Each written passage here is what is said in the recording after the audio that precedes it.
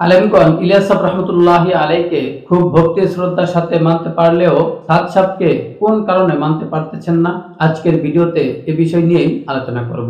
চলুন আলোচনা শুরু করা যাক। প্রথমে জন্ম এবং বংশীয় পরিচিতি। ইলিয়াস সাহেব রহমতুল্লাহি আলাই তৎকালীন ভারতবর্ষের উত্তরপ্রদেশের মুজফ্ফরনগর জেলার কান্দারা শহরে 1885 সালে এক সম্ভ্রান্ত মুসলিম পরিবারে জন্মগ্রহণ করেন। বংশীয় দিক থেকে ইলিয়াস সাহেব রহমতুল্লাহি আলাই ও সাদ সাহেবের মধ্যে কোনো পার্থক্য নেই।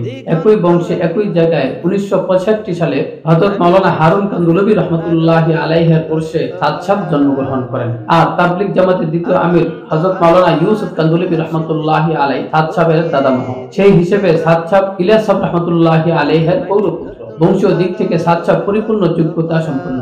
এবার শিক্ষাগত পরিচিতি। ইলিয়াস সাহেব রহমতুল্লাহি আলাই 10 বছর বয়স থেকে 20 বছর বয়স পর্যন্ত গুরুত্বপূর্ণ এই 10 বছর রশিদ আহমদ গাঙ্গুহি রহমতুল্লাহি আলাইহির সান্নিধ্য লাভ করেন। তারপর সহিহ বুখারী ও তিরমিজি শরীফ স্বয়ং শাইখুল হিন্দ মাহমুদুল হাসান দেওবন্দি রহমতুল্লাহি আলাইহির নিকট পড়ার সৌভাগ্য লাভ করেন। আর সাদ সাহেব নিজামুদ্দিন 20 শতাব্দীর মুজাদ্দিদ সৈয়দ আবুল হাসান আলী নদভী রহমতুল্লাহি আলাইহির নিকট হাতে খড়ি শুরু করেন। তারপর কাশিফুল উলুম মাদ্রাসায় 1987 সালে তাকরির সম্পন্ন করেন। শিক্ষাগত দিক থেকেও সাদ সাহেব পরিপূর্ণ যোগ্যতা সম্পন্ন। কর্ম পরিচিতি। শিক্ষা জীবন সমাপ্তির পর 1928 হিজরিতে মাওলানা ইলিয়াস সাহেব রহমতুল্লাহি আলাই সাহারানপুর মাজাহিরুল উলুম মাদ্রাসার শিক্ষক হিসেবে নিয়োগ লাভ করেন। বড় দুই ভাই মৃত্যুর পর নিজামুদ্দিন মসজিদ মাদ্রাসার সার্বিক দায়িত্ব গ্রহণ করেন। সাদ সাহেব শিক্ষা জীবন সমাপ্তির পর কাশিফুল উলুমেই শিক্ষকতা শুরু করেন। দীর্ঘদিন ধরে সুনানে আবু দাউদ ও হেদায়াতুস সাহাবা পাঠদান করেন। শিক্ষকতার দিক থেকেও সাদ সাহেব যোগ্যতা সম্পন্নই। তাসাউফ ও আত্মশুদ্ধি। রশিদ আহমদ গাঙ্গুহি রহমতুল্লাহি আলাই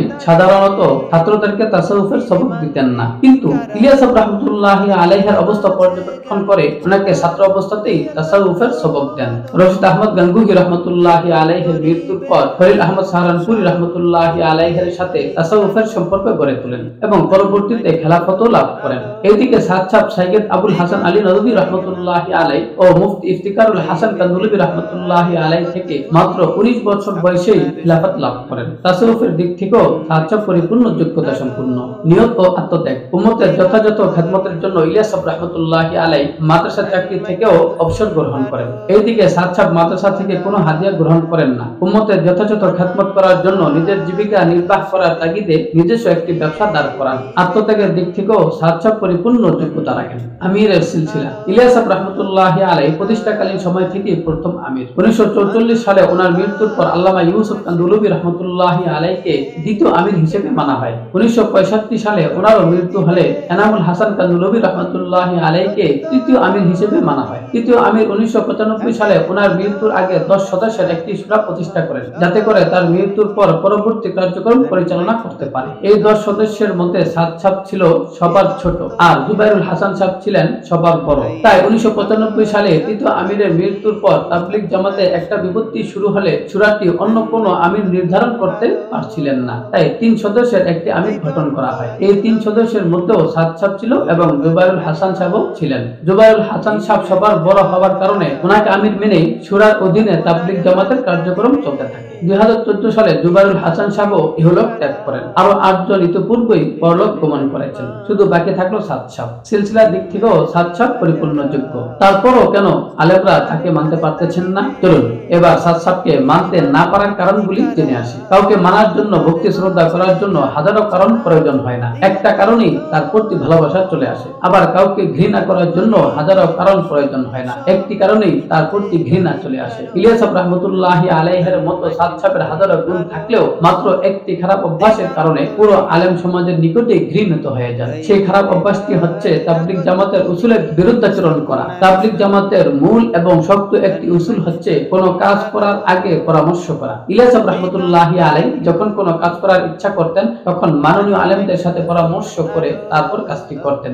ইলিয়াস সাহেব রহমতুল্লাহি আলাইহির এই গুণটি সাদ সাহেব আর ধরে রাখতে পারলেন না। 2014 সালে চতুর্থ আমির জুবাইরুল হাসান সাহেব মৃত্যুর পর স্বাভাবিকভাবে তাবলিগ জামাতের গ্রুপ আর সাদ সাহেবের উপর ন্যস্ত হয়। আলেমরাও ওনাকে মানতে থাকে। যেহেতু আলেমরা হাদিস নিয়েই ব্যস্ত থাকেন, তাবলীগ জামাত নিয়ে মাথা কামানোর এত সময় নেই তাদের। কিন্তু সাদ সাহেব তার মর্যাদা দিতে পারলেন না। আলেমদেরকে চুপ থাকতে দেখে নিজেকে অনেক কিছু মনে করতে শুরু করেন, যার কারণে তাবলীগ জামাতের মধ্যে নিজের মন করা কিছু কথাবার্তা কার্যকলাপ করতে শুরু করেন। তখন থেকে বিপত্তির ভয়ঙ্কর রূপ দেখা দেয়। তারপরও 4 বছর তার ভুল শুধরানোর সময় দেওয়া হয়। তাকে সংশোধন হওয়ার সুযোগ দেওয়ার পরও উনি কোনো নত স্বীকার করছিলেন না। এবার আর আলেমরা তাকে ছাড় দিতে পারলেন না। এবার বাংলাদেশি আলেমগণ সাদ সাহেবকে না মানার কারণে বাংলাদেশে সর্বপ্রথম তাবলীগ জামাত শুরু করেন 1944 সাল থেকে ইলিয়াস রহমতুল্লাহি আলাইহির অনুরোধে আল্লামা শামসুল হক ফরিদপুরি রহমতুল্লাহি আলাইহির হাত ধরে মাওলানা আব্দুল আজিজ রাহিমাহুল্লাহ। বাংলাদেশ তাবলীগ জামাতের ইনি সর্বপ্রথম আমির, আর খুলনার উদয়পুর মাদ্রাসা মসজিদ তাবলীগ জামাতের প্রথম মারকাজ। 1946 সালে কাকরাইল মসজিদে প্রথমবারের মতো বার্ষিক ইজতেমা মাওলানা আব্দুল আজিজ রাহিমাহুল্লাহর প্রচেষ্টাতেই আয়োজন করা হয়। তখন তাবলীগ জামাতের দ্বিতীয় আমির মাওলানা ইউসুফ কান্দুলভী রহমতুল্লাহি আলাইহিকে দাওয়াত করে আনা হয়। উনি দাওয়াত মেহমান হয়ে আসেন। উনি বাংলাদেশি তাবলীগ জামাতের আমির বা বিশ্ব আমির হয়ে আসেন নাই। তখন তো সাদ সাহেবের কোনো অস্তিত্বই ছিল না। সুতরাং যে লোকের কোনো অস্তিত্বই ছিল না, শুধু শুধু আমরা ওই লোককে কেন মাথায় তুলে দিব? বাংলাদেশের তাবলীগ জামাত শুরুই হয়েছে বাংলাদেশি আলেম আমিরের মাধ্যমে। এখন পর্যন্ত বাংলাদেশের তাবলীগ জামাতের গুরুভার বাংলাদেশি আলেম আমিরের উপরেই ন্যস্ত, আর বিশ্ব ইজতেমাও বাংলাদেশে অনুষ্ঠিত হয়। তাই বাংলাদেশ তাবলীগ জামাত ও ইজতেমার উপর সাদ সাহেবের কোনো প্রভাব রাখাটা নির্বোধের কাজ।